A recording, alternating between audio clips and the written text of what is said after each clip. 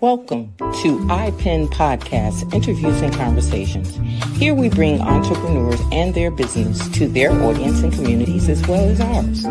We welcome and connect with them to share who they are and what they do. Authors, entrepreneurs, we extend the invitation to promote your business here on our podcast and in iPen Magazine. Your article, your story, your promotions, how you can connect with others, a new audience, a quarterly magazine presented online for all to view and subscribe to. For articles, ads, and subscriptions, please contact ipendesigns@gmail.com. For your viewing, you can see past articles, past interviews on www.nanettembuchanan.com. Welcome to the show.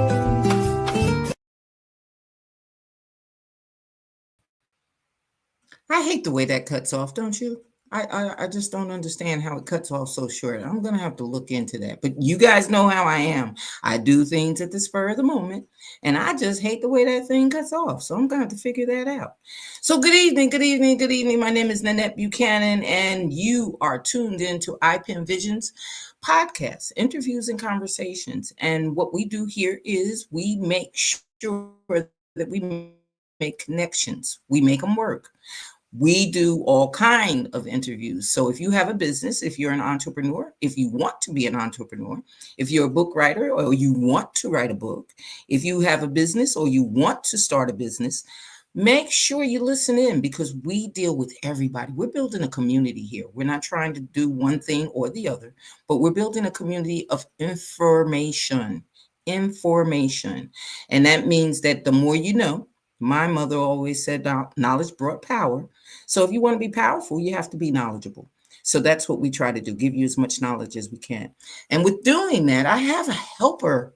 She's my helper from, I don't remember when, how long or whatever, but I call her my partner in crime because she picks up all of this stuff that I forget to pick up.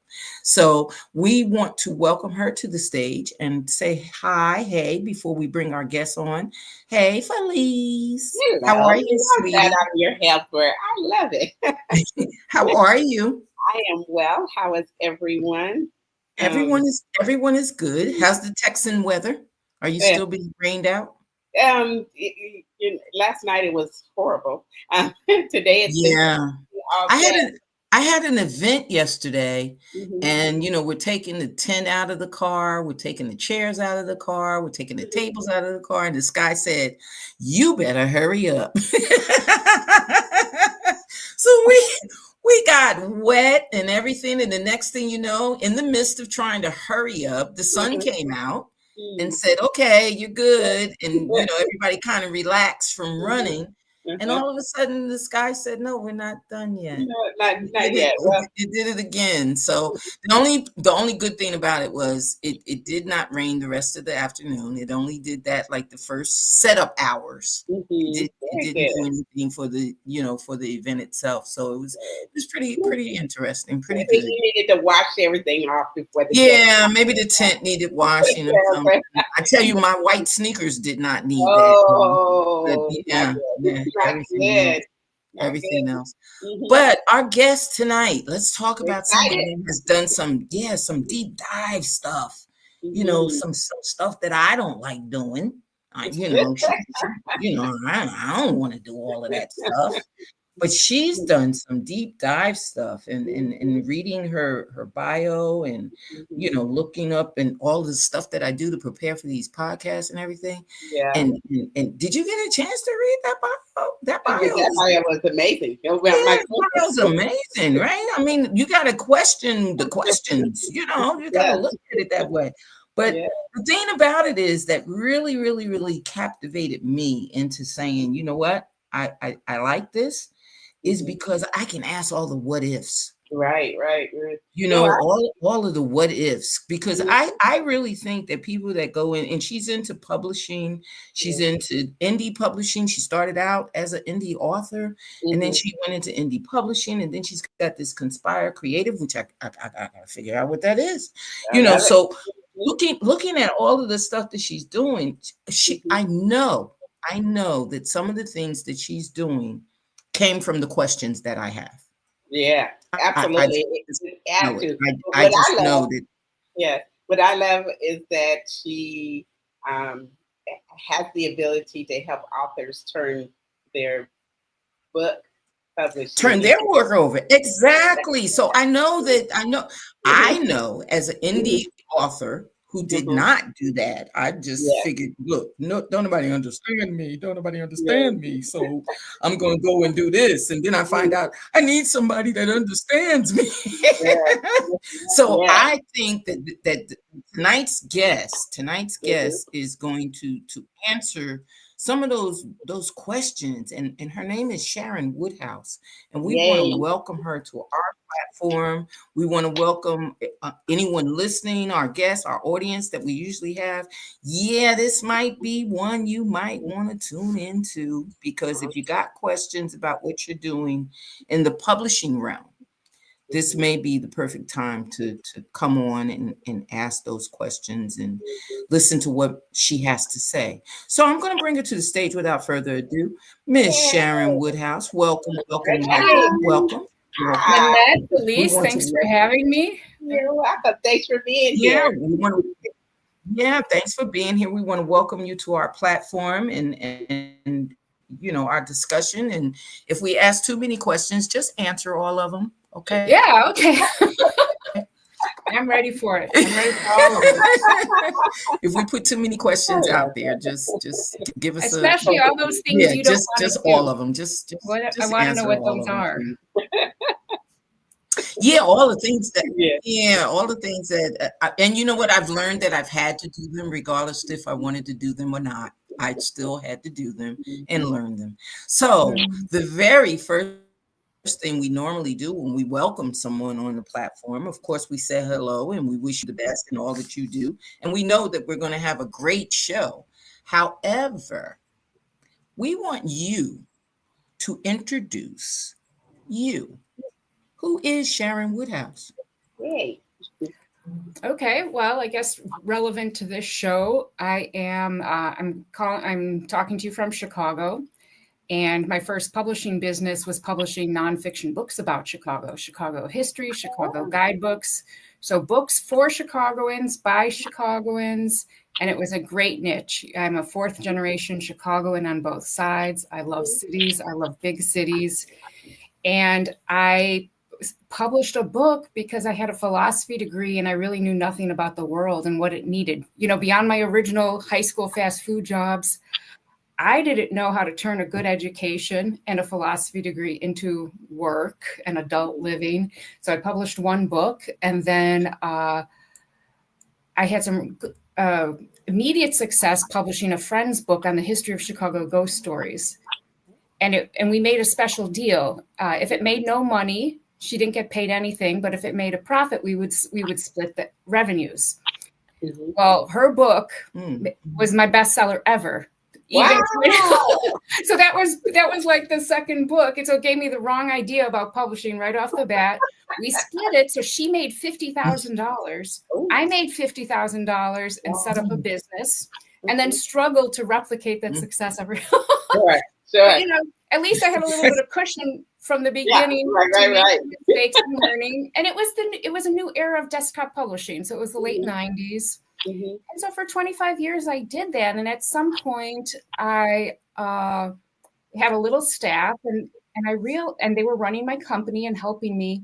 But then 15 years ago, when I had my son, people start asking me for help, and I always gave it to them for free. But all of a sudden, I was like, oh my gosh, I've been giving away my time to other authors and publishers and small business owners almost 20 hours a week for Yeah. years. Wow. I figured it was probably $1 million of free help I gave away while Yeah. other people were running my company.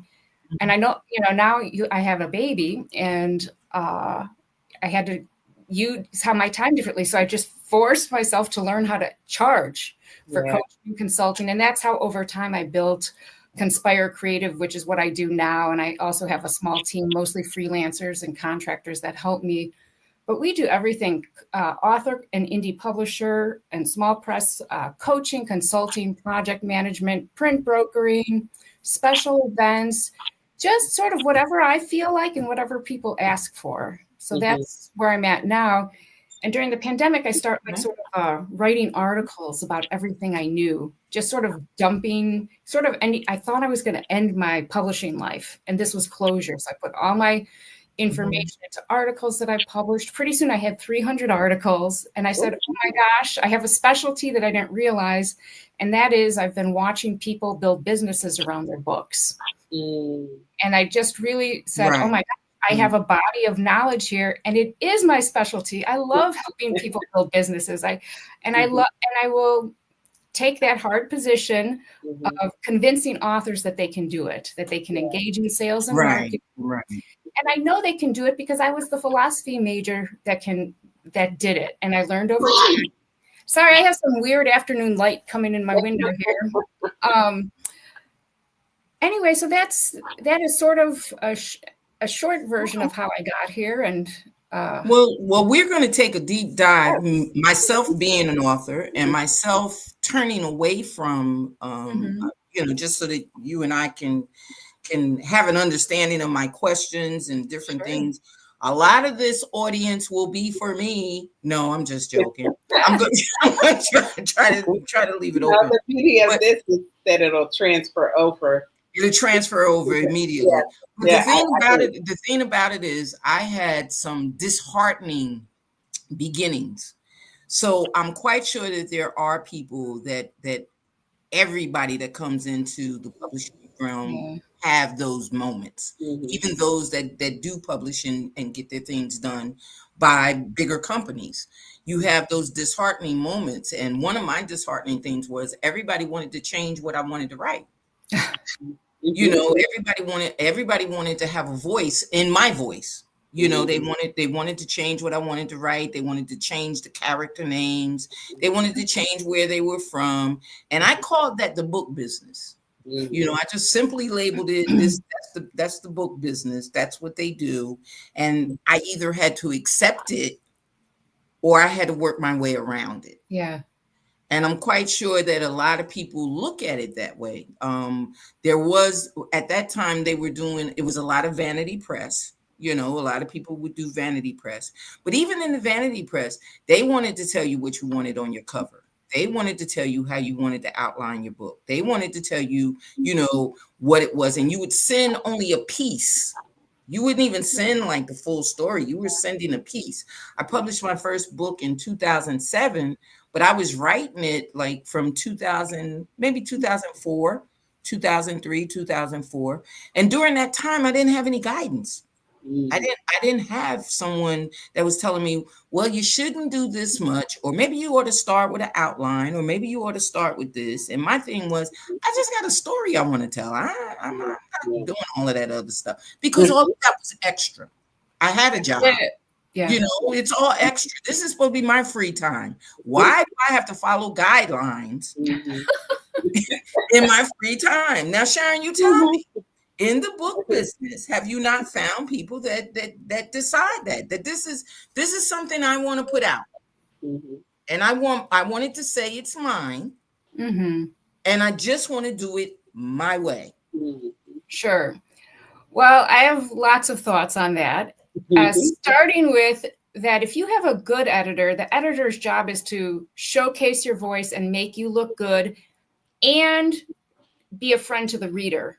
So I love that. And so that is part of it, is a good editor should be doing both and walking the right line. Okay. And I'm, like I said, tonight I'm going to be the adverse person because I want all of that good information to come out. But the good thing now is with self-publishing and hybrid publishing, authors that want to have maximum control can. And so I also think we live in an era of more empowered authors, no matter what your options are, where authors realize I can say something because I have options. Right. Now, let me ask you this. Does there come a time and see, because I did go to private school, and I did get the ruler smacked on my hand for not doing the English right. So you all know what kind of school I was in. I was in a Catholic school, and I got my hand popped for not doing things the right way. But I excelled in Mhm. certain classes, and English was one of them. I really enjoyed writing, even as a child. I didn't know that until I became an adult. But looking back, I really had a love for writing, just a genuine love for writing. So even though we have a voice, and even though this day and time has given us a voice, does there come a time where we have to concede to rules and regulations of the voice? I mean, I Wow. know we can write and say Yeah, just about yeah. anything, but are there some rules that, when you're looking at it from a publisher's point of view, and you look at it from not so much the editor, because the editors will chop your stuff up totally. So Mhm. from a publishing point of view, when you say to someone, well, you know what, if you rewrite this, it may come out, a little different, but it may be better. Is there a rule that we just don't tell them anymore? I'm not quite sure how to answer that, but I know that a publisher thinks of a book as a package. So they're thinking of not just the cup, they're thinking, how will this material best sell as a package? So the design, Mhm, the paper, the format, the size, how will it be marketed? So mhm, when they're making those choices, a lot of times it's about the package and how they personally have conceived of the package. So I think mhm, if an author wants to push back on that, their best thing is to say how I conceive of this as a package. And then you can start talking about, well, why is one package or another, or what variations will best mhm, suit the mhm, reader, will best cause the reader to pick it up. Some books will sell mostly uh, at author events or at bookstores, and that might have a different mhm, requirements than books that sell primarily online. mhm, mhm, Where you really are, I mean, in all cases, for instance, you need the key, we're talking about marketing now, the keywords and, things that will satisfy mhm. algorithms to your benefit.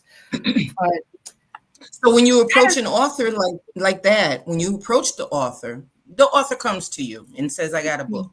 I wrote a book, or I'm writing a book."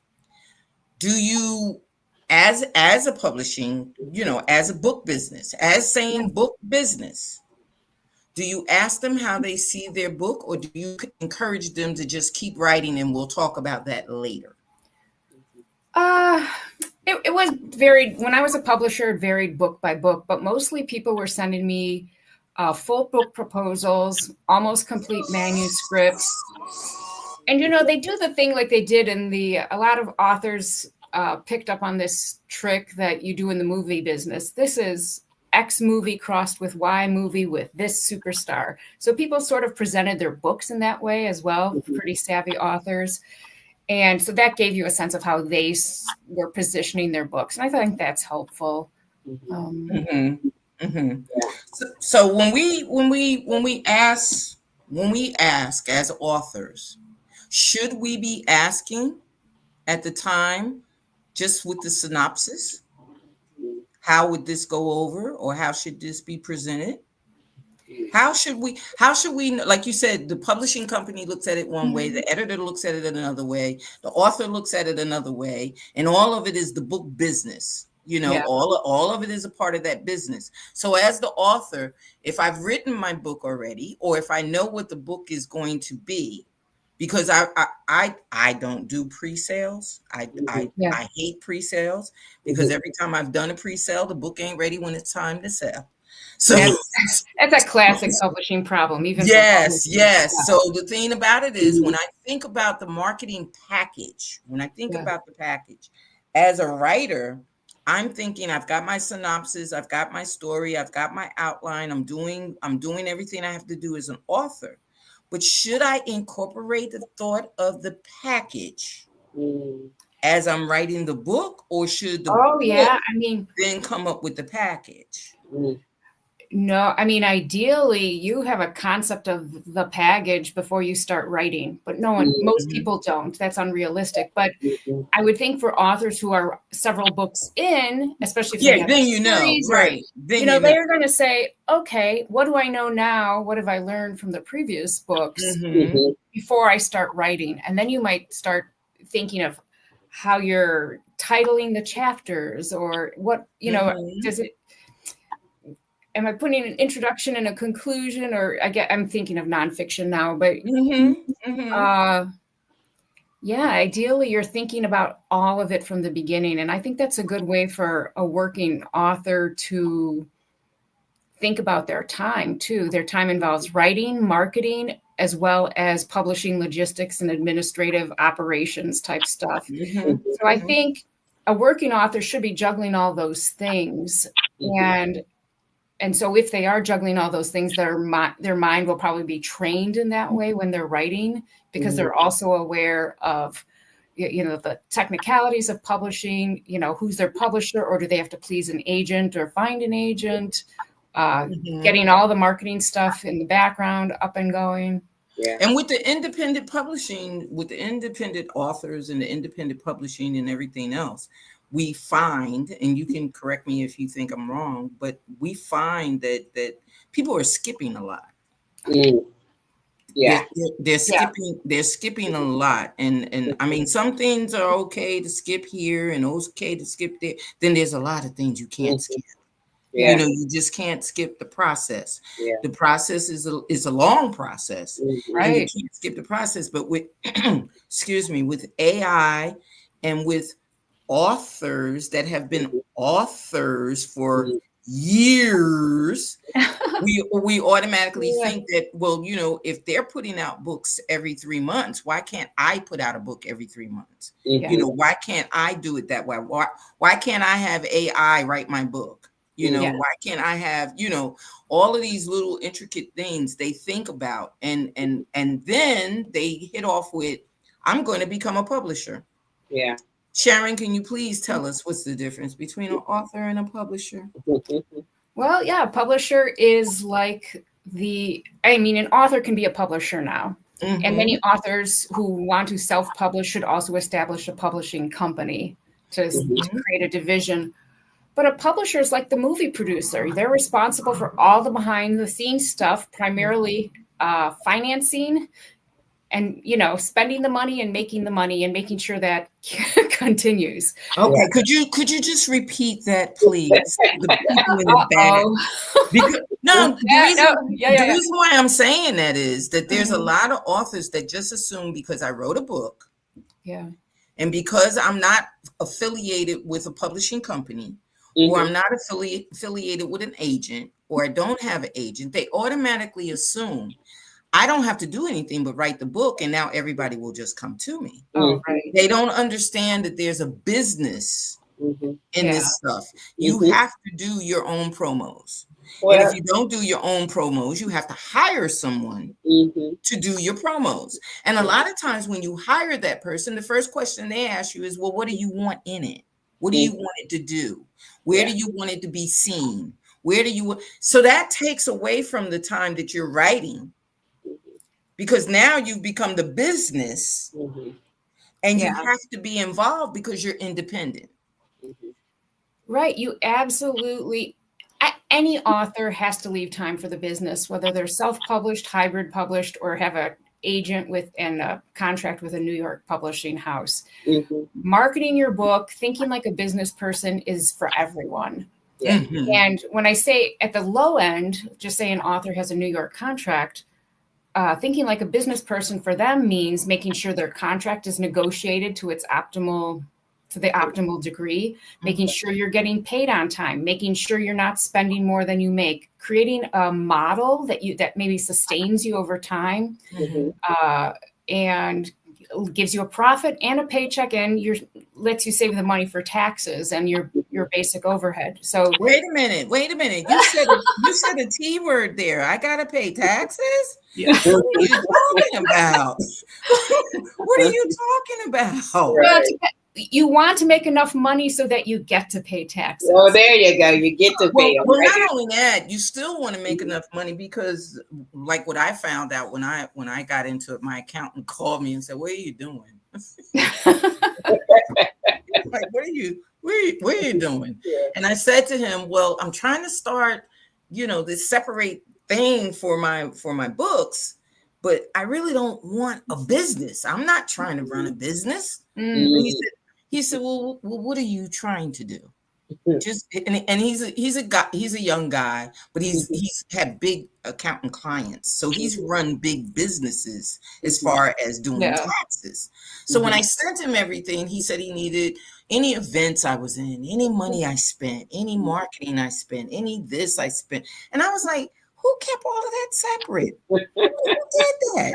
Nobody keeps it separate. I know what money I spent, but I don't know what category they were in. This is the money for the year that I spent in that area. And oh yeah, I borrowed $200 from my account. Let me put that back before I tell you that it went over there.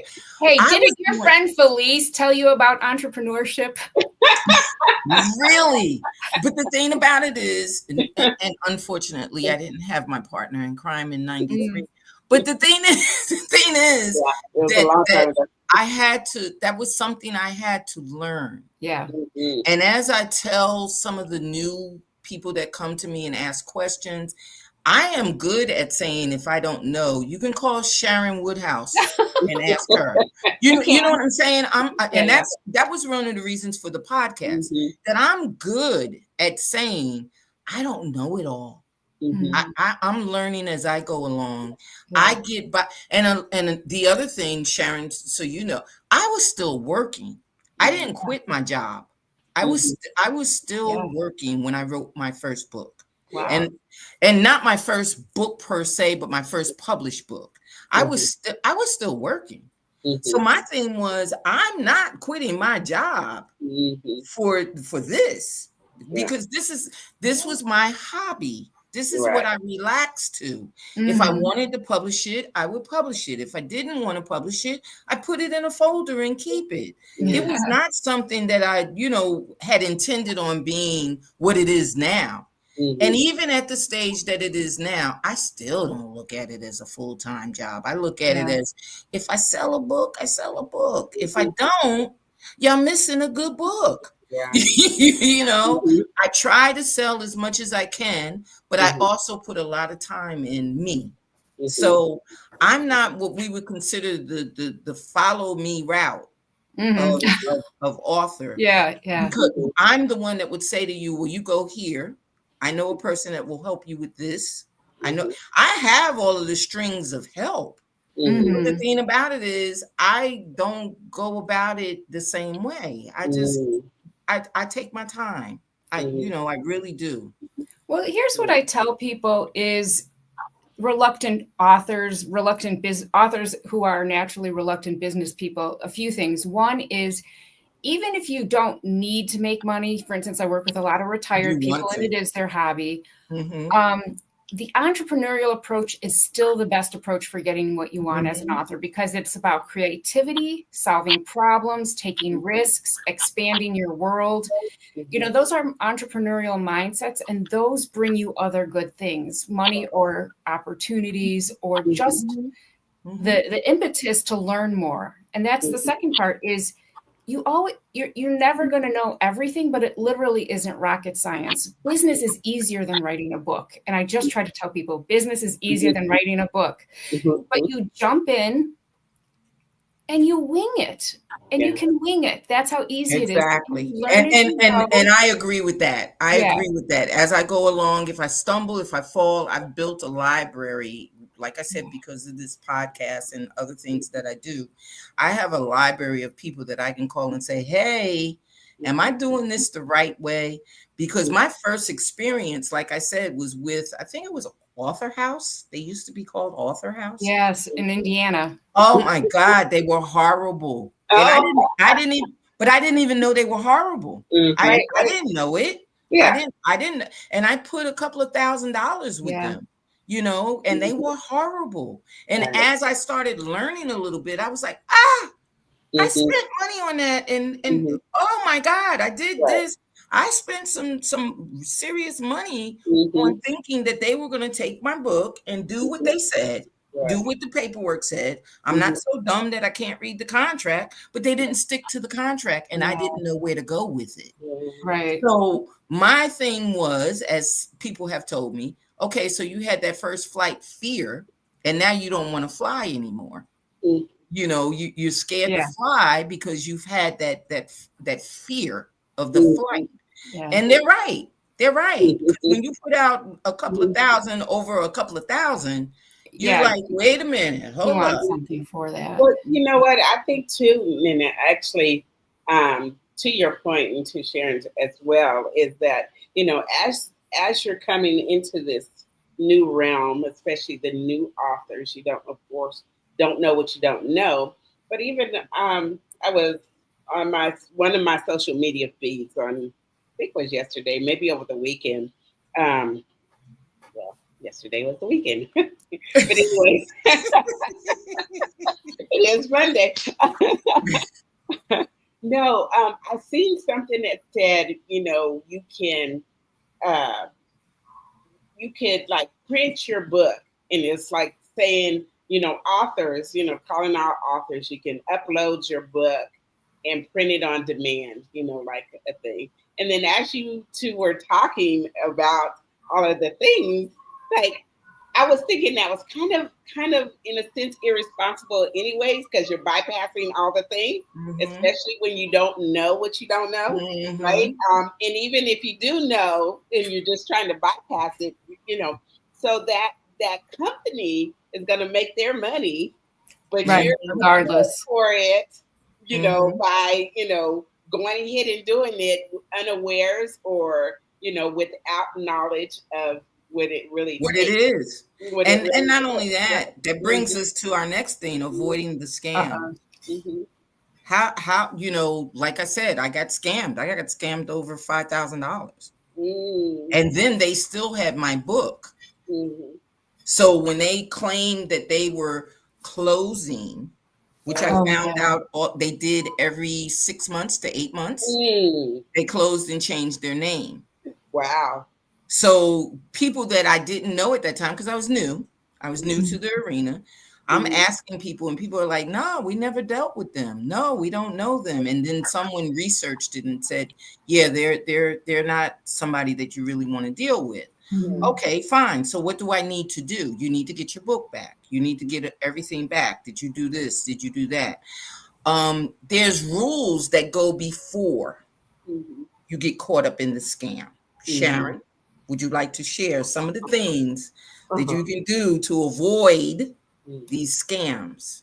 Yeah, I mean, I think the biggest scam that you'll see is someone who is just a pay for play publishing company act like you've been chosen.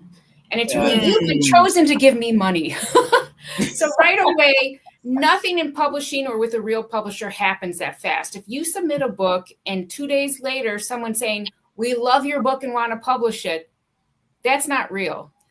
But you can also contact IBPA, the Independent Book Publishers Association, to find out. I think they keep a pretty good list of Mhm, scams and known scammers. But mhm, they also have a great document on their site on guidelines for hybrid publishers. And Mhm. if you're going with a hybrid company and they meet the criteria on their list, then you can say that's not just a reputable company, but honest, ethical, trustworthy. And Mhm. obviously ask around, and we have ways to do that now. You can ask Mhm. ChatGPT or Perplexity AI, is this a scam? Yes. Yeah. I mean, Yeah. that's mhm. really direct. And Yeah, Yeah. yeah, Yeah. I love Because also run it by your friends. Our friends have, our friends who are not so invested in the immediate publishing success can sniff it out sometimes it. before and they. not only that, the thing about it is I try to explain to a lot of people. One of the things that I learned from dealing early on was that anything I write before it goes out to anyone, Mhm. it has Mhm, a copyright on it. Yeah. mhm, It mhm, has a copyright. There, I had a illustrator contact me the other day, and I was like, "Oh wow! I finally found somebody that I could work with." And then I had to tell the guy, I can't send you anything that's not copywritten yet. Give me a couple of days. And he said, well, you don't have to worry about that. Oh, wait a minute. Maybe I don't want to deal with this guy.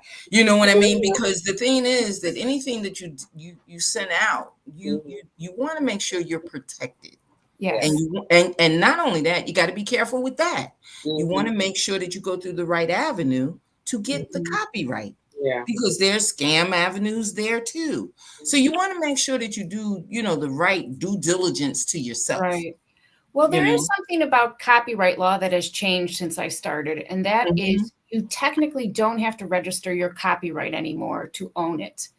So, no, you don't. No, you don't. It's yours by virtue of having created it, but it's still useful to have a document to make sure that your email or all of your paperwork shows the date it's created, which is sort of easy with computer files, and then registering with the government, the Copyright Office. That's like an extra protection. That's just like it's like and it does. It helps because there's so many that have gone without it, and then it just takes you more time to prove it.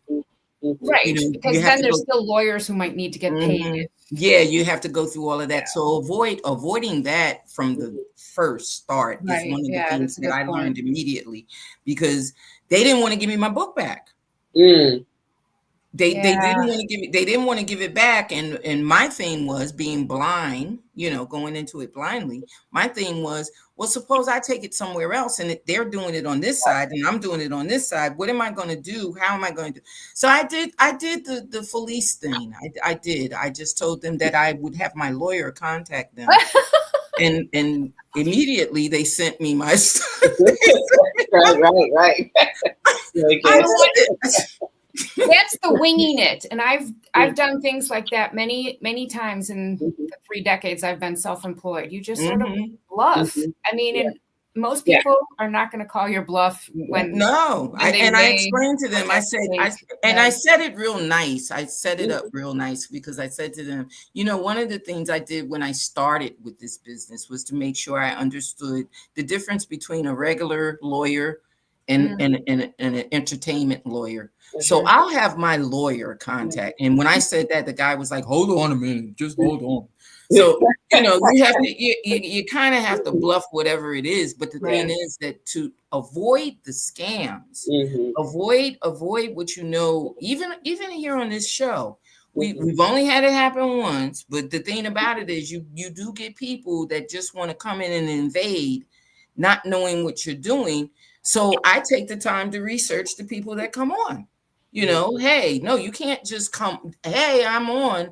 And, no, I take the time to look at who they are. Are they a solid person? Is it somebody, even if they're new? I mean, I'm not looking for you to have the Fortune 5,000 business, but at least be doing what you're saying you're doing. Right.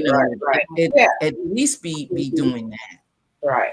Yeah. So, I think I'm listening to your conversation again.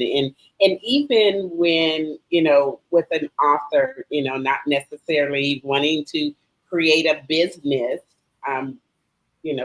through their book, it's still, as you were talking, there's two sides of business, if you will. The business of making sure you're being responsible in doing, all the steps in making sure you have good counsel and everything, but then also turning it into a business.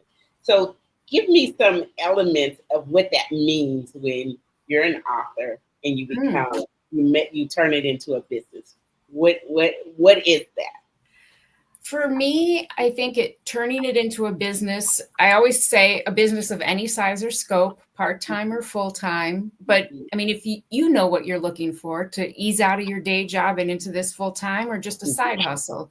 So I think turning it into a business means putting in the effort to find a business model, at least a starting business model that works for you.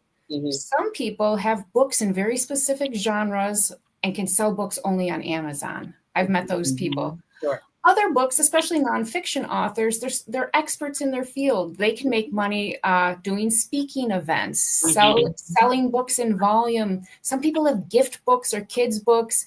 And so they have the benefit of being able to go beyond the bookstore world where they're competing with 5 million titles. Yeah. And they have a nice thing that's going to sell in gift shops, and that might be an avenue.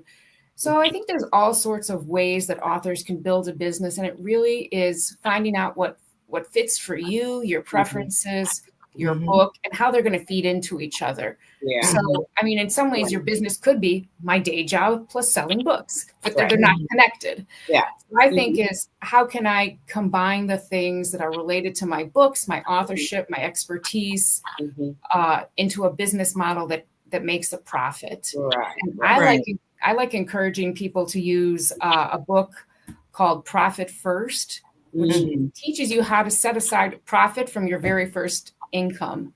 So it's sort of like I don't know if you know the old envelope system of putting money in envelopes. It's a digital version of that, but it allows you to set aside money for profit and taxes and paycheck, and then you don't have that $500 for a Kirkus review. You have $27 left. So you either roll that over to the next expense. Oh, I can do a book sale for $25 at my church. That's what you can afford this time.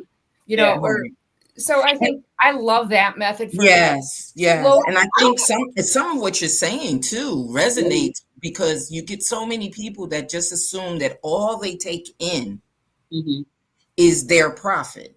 Right. They're not thinking about taking it in and dividing it the way that it should be divided. They're looking at, hey, I took this in. And I know, like I said, I know that with me, it was more or less, well, I know that I spent this, and this out of my personal account to get this going. So when I made money coming in on this end, give me back my personal money that I put out. You know, I wasn't looking at that envelope. I wasn't looking at the envelope that way. So that's perfect for what is necessary to be done as far as what you bring in, because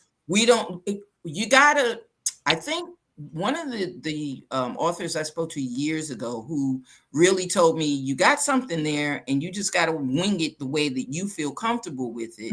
But, you know, of course, if you need any help or assistance, it's going to cost you this amount. But anyway, the thing about it is that I think I learned early on was you have to, no matter what you do, you have to invest. So the money that you put in is gone. That's an investment. You put it in and it's gone. It may come back later on. It's not to say that it will be in one of those envelopes that Sharon just discussed. But the thing about it is right now, you don't take yours off the top. That's not the way that it goes. That's just not logical after you do 10 years of this. Well, you know what? You do the bookkeeping so that you are paying back that investment over time. If you set up a business, and the author's name is Mike Michalowicz, WICZ at the end, and he will tell, he gives options in his book for everything. So how to pay yourself back. And it really is managing money. It's a great book on managing the money of business. It applies to everything I did has become so much easier since I've adopted his method several years ago. I feel like I've never having weird crunches like I used to back in the day when I was in my 20s and like, put it on my credit card, business line of credit, and just, I'm sure someone's going to buy enough to make, Right. But it really, you manage it, and it's very empowering because you're always making money. You see your profit envelope go up. You'll have money for taxes when it's due. You take a paycheck, no matter how small, at first, every week or every month, however you set it up. And can I afford these marketing expenses? But you also budget for it. And it shows you how to allot different amounts until you settle on the right amount for you. It works. So now tell me, what's the better appearance? For what? for an author? Social Oh, media or in-site appearances, like you said, the library, or yeah. going to different events, or going to different things where they may get a speaking opportunity, Mhm. going to speaker events. What's the balance there? I think what works for people themselves. I mean, a lot of authors live in rural or remote areas, and there are not a lot of in-person opportunities. If you're like me, or probably even like you, North Carolina, things are close by. A lot of cities are relatively close to each other. No? Not in Fayetteville. Oh, okay. Well, then you need the And you virtual. know what? It's really funny that you say that. I lived in New Jersey for a good Mhm. majority. I've only been here for about 6 years, but I lived in New Jersey for a good amount of time, and I worked in an Yeah. environment where everybody read. Oh, Everybody was a yeah. reader. Okay. So I could get calls on my job while I'm working, and they'd be like, "Hey, bring me a book Oh, tomorrow. fun. Yeah. Hey, hey, my mom wants to read your books, da da da da da." So I had a large audience. Not only that, Yeah. I lived in New Jersey. So I was right across the border from New York. I was right across the border from Yeah. Philly. I was right across the border from Baltimore. So I had options when it came to events to go to those different Yeah. areas, which were big on book festivals, book events, Yeah. libraries, and everything else. I moved here 6 years ago thinking, okay, I'm in North Carolina, not far from Raleigh, not Yeah. far from Charlotte. I am almost 3 hours away from Oh, Charlotte. yeah. So I'm that's I'm too almost two far. hours away from Yeah. Raleigh. You know what I mean? So it depends on where I'm going and what the event is, because if they don't have a big event, the smaller events is a long ride for a possibility of, hey, and I don't have my audience because I have to create a new audience because the people don't know me. Yeah, that's tough. You know what I mean? So now I'm only maybe a half an hour from Myrtle Beach, but who goes to Myrtle Beach to do a book signing? Nobody's doing a book signing in Myrtle Beach. Yeah, You but know, there's people on vacation who have time to read a right? book. But there's no event. There's no event. So You I'm just going. walk down the beach and make That's the Down right. the event. You, beach with you with create a your own book. event. Yeah. But what I I'm like that. saying is just what you said. Depending on where you are in your Mhm. location, Yeah. and whether or not you like traveling, because what we do, and Mm. we've done it over the year, and I know that you probably spank my hand for it. I'll spank it for you. That what we do is we use a lot of those events because they are a distance. We use them as a package deal. So we don't go just the day of the event. We may go 2 or 3 days ahead of time, go to dinner, go Yeah. to something else that's going on there. So we spend quality time with each other during the time that we're doing a book Yeah. event, because Yeah. of the fact that you can't do both. You're not going to get a chance to do both. Mhm. But my question came up with, what are we comparing now that we have this big social media Mhm. and authors' appearances on, different platforms? Mhm. Are we giving way to live events and speaking events? And everybody wants you to have a book that you can go on stage and talk about that one book. Yeah. You have to have that one book that you could talk. Never mind the other stuff that you did, but you got to have that one book that's going to bring the audience in, which for me means that you're channeling my audience. So I might not get the fiction reader. I might Right. not get the children book interest. I might not get that. I'm only going to get it about this one book that I'm talking about. So how do we deal with that in this new wave of things?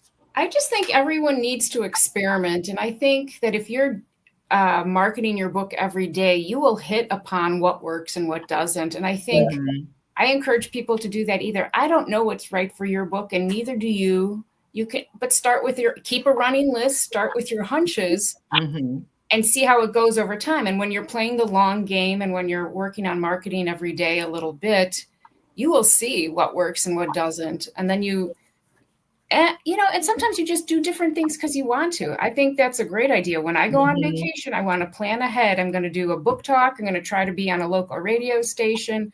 I'm going to stop in those gift shops on the beach. And like you, I think you have some children's books. Maybe you have children's books that are a good fit for vacation stores or things like that. Yeah. And then it's a tax write-off too for that business you don't have. Right, there you go. I love it. I love it. Now, I have a couple of quick questions. You talked about your first book, or you talked about being a native of Chicago, and so that. So then, tell me. So, what's in your opinion, or your experience, what's the best part of Chicago? Oh gosh.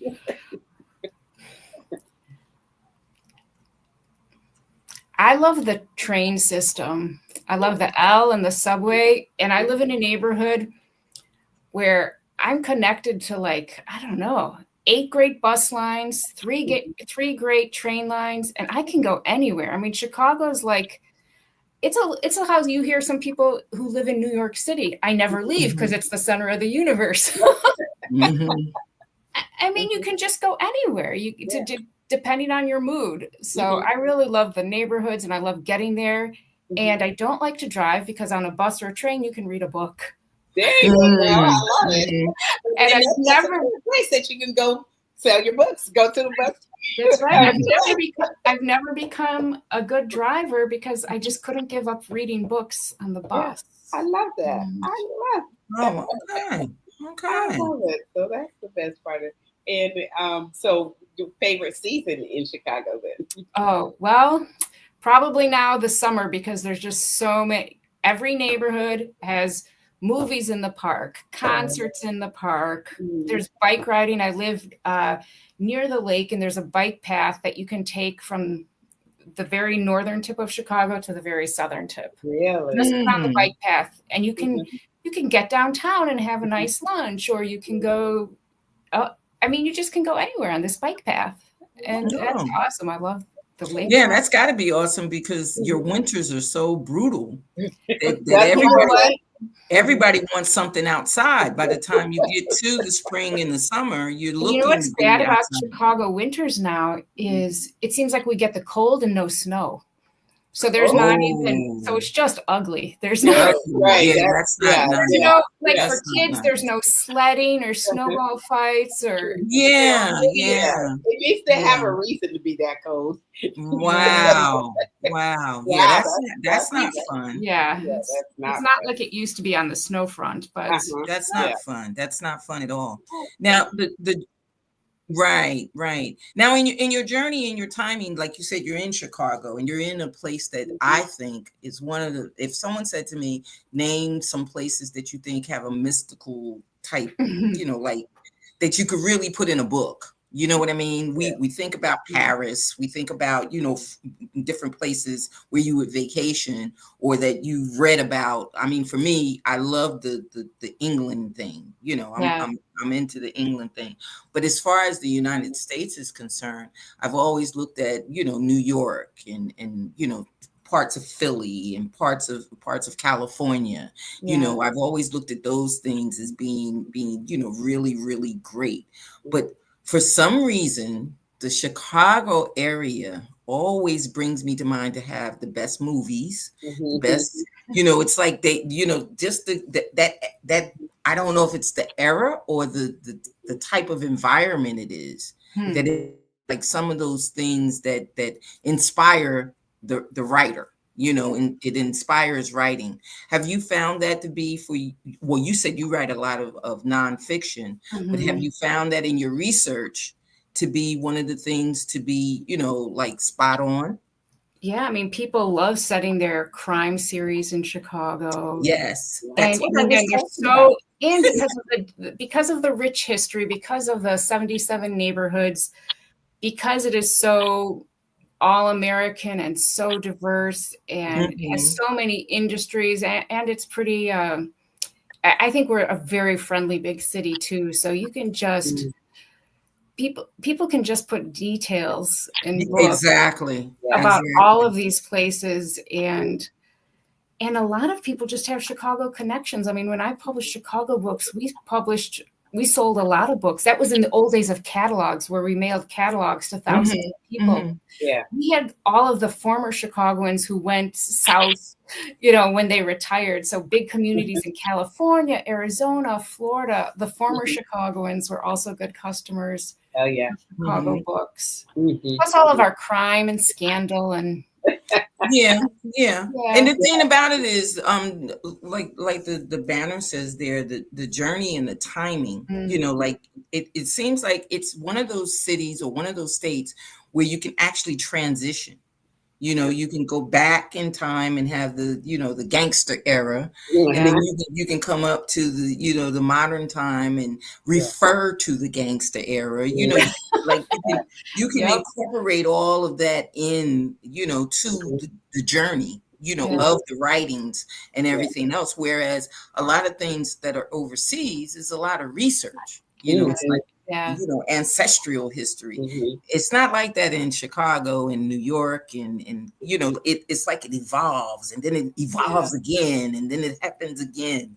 It's an interesting thing about the journey and being that way.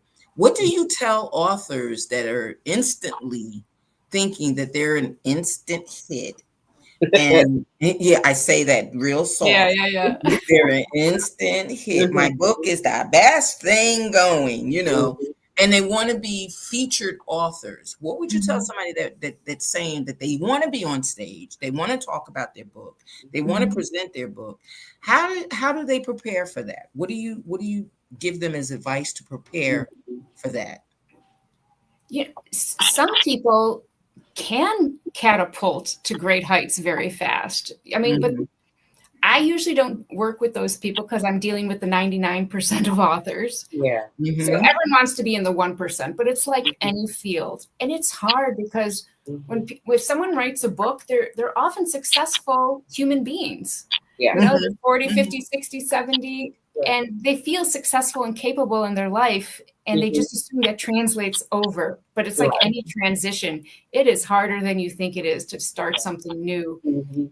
So I think if you just tell people that it's going to take a while, but it's going to be fun, and you put in the effort and you build the momentum and you see where it takes you. I mean, I really encourage people to tie their other life goals to their book. I mean, do you want to be a speaker, or do you just want to meet a lot of people? Do you want to travel? Do you want something you can do from home? Do you want money, or do you want readers? And I think if you know what you want, it becomes easier to get it over time. And then a lot of it is discipline. Ooh, what did you say? What was that word? She said a new word. Wait. I have a better word. I have a better concept. Okay. It's detaching from the outcome and attaching to a process. Right. I like that. Put in the work, and you will get where you want to go. And I like a little mantra that I heard when I first started. It was do 5 things a day, every day, to promote your books. And when you do that, you get into the habit. It's the process. It's the process you're working. And you might discover that you only have to do 3 things a day to get what you want, but maybe you discover it's closer to 8. Sure. And when we say 8, that still might take less than an hour of your time. Yes. And you do it over time. And then you just start reaping the rewards and opportunities that come your way. But it's a discipline. You commit to it, but it pays off. And not only that, you have to understand it's a process. Yeah. It's not something that happens over. It's not like baking a cake and in 30 minutes you're going to have this beautiful cake, and then you go to put the icing on and then you realize you forgot an ingredient. Yeah. Now you got a problem. You didn't put in, maybe the fruit, or maybe, something that you thought was going to go into the cake, and you made the whole cake and you forgot the main ingredient, and now the cake is okay, but it would taste so much better if you had taken your time and put that ingredient in, it's a process. Yeah. Yes. And I think that, again, when you to your original question, Annette, about if somebody's like, the overnight success or whatever, however many nights it takes. What is your focus? Do you want to be famous, or do you want to, write a book of substance? Because you could, and then that's what you focus on. If you want to be famous, then, do the things that are going to sit back and wait. Yeah. Sit back and wait. Get in your chair and be comfortable. If you're famous based on your book and your book really doesn't have substance, people are gonna, be like, well, not only that, I think in the time in this microwave era that we're in, we're in that microwave era where everything's supposed to happen instantaneously. They don't realize that you have to have a certain amount of substance. I remember someone saying to me, well, you write over 300 pages. I said, that's what a novel is. That is what a novel is. It's over 300 pages usually, because it's over 90,000 words. If you're talking over 90,000 words, that's usually over 300 pages. And I don't count. I write until the story is out of my system, and then I look at it and go, oh, okay, that's where I'm at. Now, have I written shorter? Of course I have, but I don't call them novels. Yeah. Well, see, and that's the thing. They fit in with definition of each. Yes. And I'm not a hustle. It's not a hustle for me. I didn't have to do it to bring food home or do it. And not that I belittle anybody that does, but the thing about it is, don't you want to be able to bring in more? Yeah. So that means you would want to put out quality work. You would want to make sure that the quality is there. If you're not fully invested, you think in the one and done, and that's going to carry you for the rest of your life. Right? Yeah, not many people get to do that. I wrote a book, and again, it's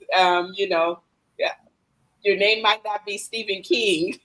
No. Look, I woke up to that very quickly with my first one. I wrote the first 2 books together, thinking it was one book. And when I got done, I said, I read a lot of Stephen King. However, no one's going to read a lot of Nanette Buchanan. So we need to split this book into 2, because no one's going to read 700 pages of your first book. That's just not going to happen. But the topic had to be written that way because I was writing the point of view from different people. So I wrote it that way, but that's not ideal. That's just, you got to be realistic about these things. And Sharon, I know that you've given people a realistic view by just simply telling them, not this client. Have you ever had a situation where you looked at it and said, oh my God, this is the client from... It's not a right fit client. Have you had, or you've had to re-groom them? Let's put it that way. That you had to redirect them so that they could understand exactly what they were getting into. Yeah. Well, mostly, like, as far as clients go, I give every author that comes my way a free 30-minute call. And that's usually a way to weed people out, because I'm pretty direct. And also, and sometimes you can tell without even reading the book where someone's at, how committed they are or how casual. I mean, some people don't even know the basics because they never Googled a publishing question. So sometimes they weed themselves out, and I don't have to. And I think there's only one time that I remember when I was a publisher that someone turned a book around in a way that I've never seen before. It was a book on baseball history, and it was good, but it was very dry. It was like all statistics and factual. And I don't read baseball books. And I said, I think this needs more story, more characters, just a lot more put in the vivid detail, put in the Chicago stuff. I think he brought it back 3 months later, and I don't know how he did it. And it's a book that he is still selling today, 14 years later. I have never seen anyone just take some vague advice like that and turn it around. So I didn't know if he was capable of that, but he was. And he's like, oh, I didn't know. Very good. So you never know. But that's someone obviously with their own internal motivation. And sometimes it's like a light switch. You became his light switch, and you just cut it on for him. Yeah. You know, Yeah. he just needed one of those things. That's why I said, well, you know, how do we know when it's not this client? I mean, you have some that come to you with a problem and they don't know how to solve the problem. And then you have others that come to you and create a problem. Oh, yeah. You know what I mean? I am fairly good at not taking those on anymore. I liken it to sort of like internet dating, that if you're intimidating up front, you weed out. Right. Crap. Yeah. Sometimes, though, people just want their book on Amazon, and that is their ambition, and they know it. I just think it'll be fun if my grandkids see my name, my book on Amazon, and then maybe the quality doesn't matter so much. I mean, so it has to match the goals, their budget.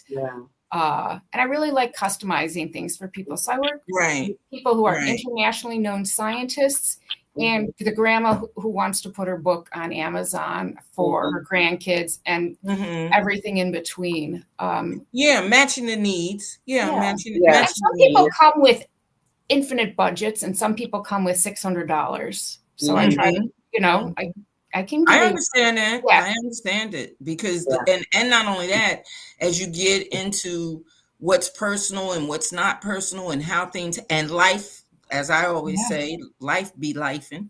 If you know it does what it does, and you don't know where someone is. I don't try to go on the high end, and I'm always told, oh well, you could charge so much more. Oh, you have so much value, you could give this and you could do that. I try not to do that at all. Simply because I know what it is when people say, I just want to have this available. I just want to have this. And if it goes further, then fine. And if it doesn't, then fine. But the thing about it is to give them a kickstart. I don't want to be the one that carries them all the way, but I want to be the one that says to them, hey, you can go, and like I said, with this community that we've created here, I could say to someone, hey, you need to call this number and get in touch with Sharon Woodhouse, you know, or hey, you need to call this number and get in touch with, you know, this other person that we know. Right. Or, you know, I give information that way, that I'll be the in between, because I don't want to take on something that I know at some point I may be looking at you like you got four heads, because I don't know what to tell you or which way to go, because I myself have not been confronted with every error, right, everything, because I didn't open up my business to be that type of business. Right. You know, so you got to know your place. You got to know what you can do, and you got to know what you can't do. And even though we're authors, we can't tell somebody else how to be a publisher if we're not a publisher. You know, if we're not doing editing, I can't, you know, I could tell somebody, yeah, your work needs editing, but I'm not going to edit your work. Yeah. I'm not an editor, you know, so we have to realize the scope of what we do, you know, and realize it, because if we don't, we can ruin somebody else's journey. You know, we could ruin somebody else's steps, and I don't ever want to step on somebody's toes and stop them or push them too hard and they fall. I don't want to do that either. So with that being said, Felice, I know that you have a great question for Sharon.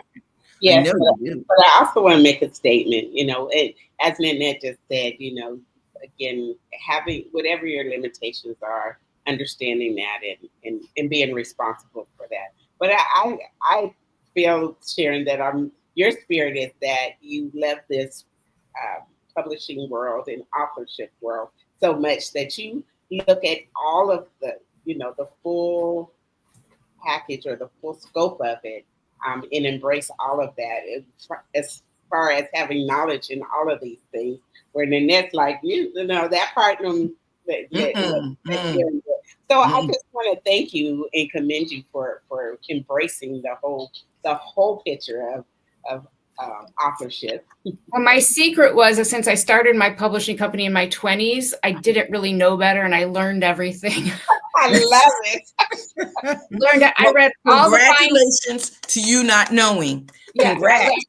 I mean, so I was at the age that I knew I didn't know stuff. I read all the fine print on the IRS forms, and, you know, the stuff I didn't know on the copyright forms. Contracts. So I learned it when I had the energy to learn it. Oh, very good. And Very Okay. good. that's my Very good. base. Yeah. So Love it. Okay. Love that it. definitely Love has it. helped. Love it. Love it. We tend to ask our guests this question because in all that you do and in all the ways that you serve, what do you do to fill your cup? How do you recharge, make sure that your cup is not on empty with all the things that you're doing? Yeah, there's a few things. I love exploring Chicago and walking by the lake. I like reading. Mhm. Yeah. That's about it. Walking, reading. I collect vintage earrings. Oh, Oh, I love okay. that. That's So different. That's different. um Yeah. yeah, some So just some what information. makes the earring vintage though? Now, period. Well, I mean, I think even stuff from the 80s is vintage now. These are from the 80s Okay, and love it. Mhm. Love it. 80s Love and it. earlier, let's say. Yeah. And I've been noticing your earrings as well. Oh, thank you. Thank you. Thank you. And in some of your pictures, Nanette, on the website. So I noticed I'm an earring collector. Earrings, books, and walking, let's say. Oh, okay. Okay. I love I don't know that I'm an earring person, but my granddaughter is. Mm. And every time she comes, she opens up my jewelry cabinet and goes, "Which one shall I keep?" And I'm like, "Close my cabinet, close my cabinet." She does it every time, and I think it just for her. I don't know if she's looking to see if I've added anything, Mm. but she does it like when she comes over, she'll stand and she'll look, and I'll be working, and then all of a sudden the doors are open, and I'm like, "What are you doing?" And she says, Yeah. "Which one shall I pick?" So I think she does like jewelry and Mhm. things like that. Yeah. But yeah, that's a good thing to collect. Yeah, I never thought They're about it. lighter than books if you have to move them There you around. go. Yeah, yeah, yeah. She, the funny thing about it is, and this is something that everybody can just in your quiet time, think about your children, think about your relatives, like those that may be older than you, those may be, that may be close in age, and think about their talents. Mm. And almost in every family that I've asked this, they've noticed that there's a talent that has been passed on. Mm. Yeah. They notice that there's been like something that each family, cousins, or Mhm. just in the connection, that Yeah. there's a talent that's in your historical, being that Mhm. runs through your family, Mhm. and you don't really realize it because it's small. It's Yeah. not something that somebody, they might not even have taken it up as a job or taken it up Mhm. as an interest, Mhm. but it's something that they do Yeah. that Yes, connects you. I And know what we're it is in our family. What's Party that? planning. say Party it again. planning. Party planning. I have Party 60 planning. first cousins, Wow. Oh, and on both sides, everyone knows how to throw a party. very good. Wow. I love Wow. it. On one side, everyone knows how to sing but me. So Yeah, so there's like little things that connect, and Mhm. in our family it's artistic. It's Oh, all okay. it's all Yeah. artistic. So I'm Mm. wondering with her jewelry thing, because she's always like looking at stuff and trying to build stuff. I'm Mm. wondering if her thing is going to be a creative. It's a Mhm. Yeah. creative nature. Just Mhm. don't know where the creativity is going. Yeah. I've got a perfect artist. I asked her to do artwork for the children books, and she said she doesn't like people knowing her name on the artwork. I said, "Well, I don't have to put your name on it." And she said, "No, that wouldn't be fair to me. You've written the book, and you." So she won't do it, and she She won't. yeah, because she doesn't want her name on it, but she won't give it to me and let me put my name on it. So it's like, but they're Just young tell her We'll adults, figure it you'll, out. you'll identify her as Nanette's, granddaughter. That's it. granddaughter. I just have to, leave it That's at that. funny. But this has been really, really, really interesting, Yeah. and I hope our audience takes from it, and we get some people that really, really, really connect to the fact of what needs to be done because we've got so many people that are writing their own books now. Yeah. They're either writing their memoirs, or they're writing about health awareness. They're writing about different things, and they really need to know how to do it structured, so that Right. that it can get out there and be done the right way, so Mhm. that they can get the value out of it. Yeah. Because if it's going to be valuable to others, it should be valuable to the person that created it. Right. The value should be there. So please, please, please reach out to Sharon at conspirecreative.com. Send her, all of your information, and she promises that she will, let you down easy if she has to. But as she said, everyone fits into different realms. So it's not that she would let you down at all. So Yeah. that's what we want to express, that she's willing to help you find you. I think that's a good way of I like saying it. that. I Help like help it. help you find you in the publishing realm, Right. in the production realm. She's willing to do that, and I think she does a very good job at it. I appreciate you being our guest, and I appreciate all you do. And hey, who knows? Maybe the stubborn me will change too. Who knows? Who knows? You It know. was so good to meet you two here. Thank Oh, you. Thank you for oh, having me. Well, I yes, am so yes, happy. I am so yes. happy that you decided to join us. And of course, those of you that well know that we do a magazine, Sharon will be one of the featured articles in the magazine. So you will get more information about Mhm. her and what she does, and how it works out, so that you can keep it and have it. So subscribe to the magazine, so you'll be able to pick up the issue in July. The July Great. issue will be coming out in a couple of weeks. And Mhm. Sharon is one of the people that is in the magazine. So we thank her so much for that, being a Mhm. part of our sharing of the wealth. Mhm. So tonight's been a great night. I thank you, Sharon, for being who you are. Felice, you okay over there? Yeah, yeah. I had my iPad over on the side, and it kind of took a turn. So I was trying to catch it before it hit the floor. I saved it. It's good. Okay, okay. That's what happens on live podcast, people. We don't know what's the next thing that's Oh, going to happen. But thank you so much. no. Thank you so Okay. much, Sharon, for being a guest. And Yeah. please stand by for us so we can conclude. Audience, have a good evening. Yes. Good We night, appreciate everyone. you. And have Thank a you good for evening, and joining we'll us. see you next week. Thank you Mhm. so much.